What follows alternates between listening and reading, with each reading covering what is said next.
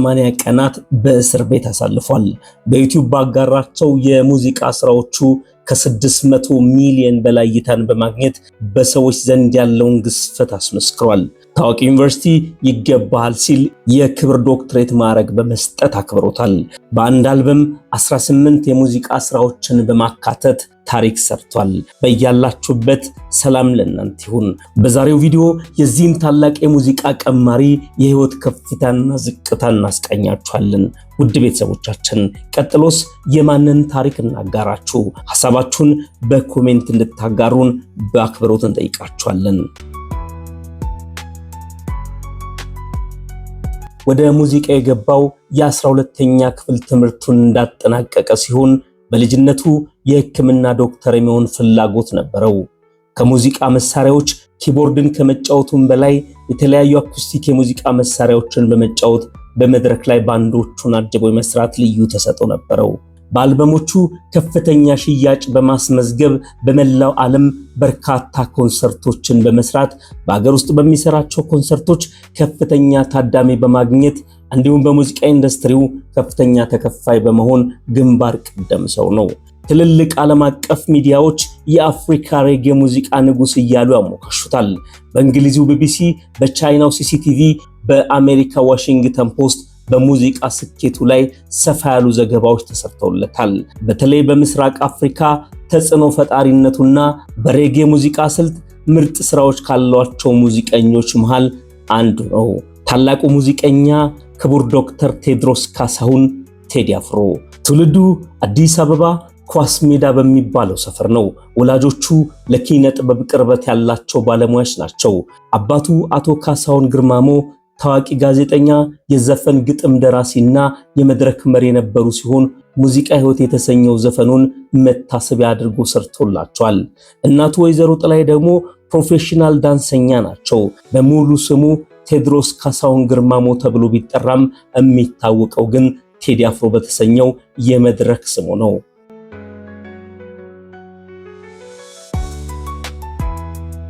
በሙዚቃ ሙያው ከ25 ዓመታት በላይ ልምድ አለው። ከድምፃዊነቱ በተጨማሪ የዘፈን ግጥምና ዜማ ደራሲ፣ ታሪክ አዋቂ፣ በጎ አድራጊና የሰብአዊ መብቶች ተሟጋችም ነው። ድምፃዊና የዜማ ግጥም ደራሲ ቴዎድሮስ ካሳሁን ቴዲ አፍሮ የሚለው መጠሪያውን ያገኘው እንደ ኢትዮጵያ አቆጣጠር በ1991 ዓ.ም ከያሬድ የሙዚቃ ትምህርት ቤት የተመረቁ ሙዚቀኞች አንድ ላይ ላስታስ ሚል ስያሜ ያለ ሙዚቃ ባንድ ያቋቁማሉ። ቴዲ ደግሞ በዚህ ጊዜ የ12ኛ ክፍል ትምህርቱን አጠናቆ ረጅም የረፍት ጊዜ ስለነበረው ሙዚቃ ህይወቴ ብሎ ላይታች ማለት ጀምሮ ነበር። የራሱ የሙዚቃ ባንድ የማቋቋም ህልም የነበረው ቴዎድሮስ ከቅርብ ጓደኞቹ ጋር በመሆን በወቅቱ የነበሩ የሙዚቃ መሳሪያዎችን በመግዛት ይህንን የላስታስ የሙዚቃ ባንድ ከፍ አደረገው። ያኔ ልጅ እያለ እግር ኳስ መጫወት ያዘወትር ነበር። የተለያየ ሙዚቃ በሰማ ቁጥር ከበሮ ይዞ ከመስፈን ባለፈ ሰው አላስተኛ ይል እንደነበር ይነገርለታል። በዚህ መልኩ የጀመረው የቴዲና የሙዚቃ ፍቅር በተለያየ ሁኔታና ጊዜ በተለይ ድንገት የሀገር ወለድ ህዝብ የሚሸቱ እውነቶች ሲኖሩ ድንገት በአንድ ጀንበር ታምር መስራትን ያውቅበታል። ለዚህ ደግሞ እንደ ምሳሌ የሚጠቀሱት ለአቴንስ ኦሎምፒክ ጀግናው አትሌት የሰራው ቀነኒሳ አንበሳና ለኢትዮጵያ ሚሊኒየም ያበረከተው አበባዮሽ ምርጥ ምሳሌዎች ናቸው።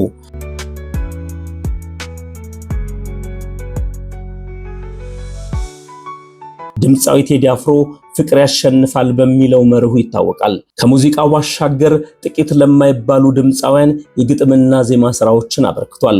የሎሬት ጸጋዬ ገብረመድህን የልብ አድናቂ ሲሆን የሥነ ጽሑፍ ችሎታው አስተሳሰቤን የቀየሩ ናቸው በማለት በአንድ ወቅት ምስክርነትን ሰጥቷል።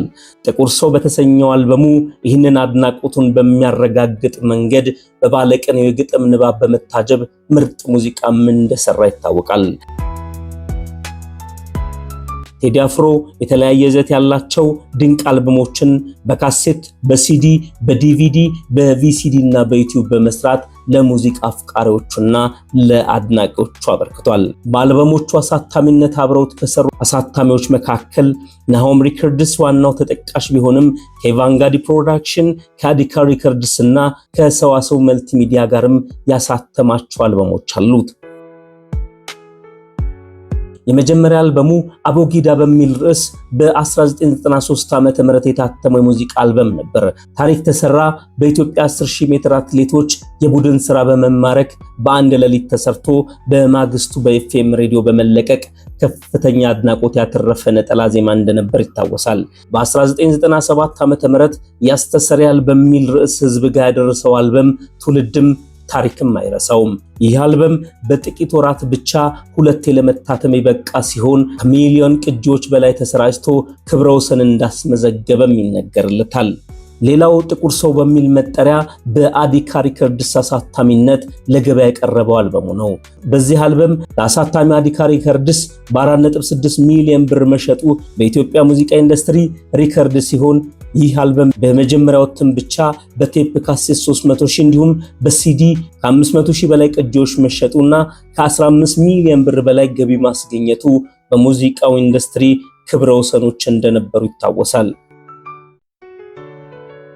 ቴዲ አፍሮ ከጥቁር ሰው አልበሙ በማስከተል ያሳተመው ኢትዮጵያ የተሰኘው አልበም በወቅቱ የቢልቦርድ ሰንጠረዥን በአንደኝነት በመቆጣጠር አድማጩን ጉድ አስብሏል። በተለያዩ ጊዜያት በወጡ ጆሮ ገብ ነጠላ ዜማዎቹ ከፍተኛ አድናቆትን አትርፏል። ቴዲ ነጠላ ዜማ ሲያወጣ አቧራ ይነሳል። እንደ ማስረጃ በተለያዩ ጊዜያት የተለቀቁ ነጠላ ዜማዎቹን ማንሳት ይቻላል። አቦጊዳ፣ ልጅነት አላት፣ ለማልማሽ፣ ሞናሊዛ፣ ያስተሰርያል፣ በልስጠኝ፣ ላምባዲናና ላምናልና የሚታወሱ ናቸው። መንታ ወደጄ፣ ላሜቦራና ስደት የተሰኙት ሌሎች ነጠላ ዜማዎችም ከፍተኛ ተደማጭነት በማግኘት የተሳካላቸው ነበሩ። 70 ደረጃና ኮርኩም አፍሪካ ደግሞ እጅግ በጣም የተሳካላቸው የቴዲ አፍሮ ነጠላ ዜማዎች እንደሆኑ ይታወቃል። በዩቲዩብ እና በተለያዩ የሶሻል ሚዲያ አማራጮች ሚሊዮኖች የሚከተሉት ቴዲ አፍሮ ከሞዴልና አክትረስ አምለሰት ሙጬ ጋር በትዳር ተጣምሮ 4 ልጆችን አፍርቷል። የሙዚቃ ባለሙያዎች የቴዲ ትልቁ መገለጫው ስሜት የማግኘትና ስሜት የማጋባት አቅሙ ነው ይላሉ።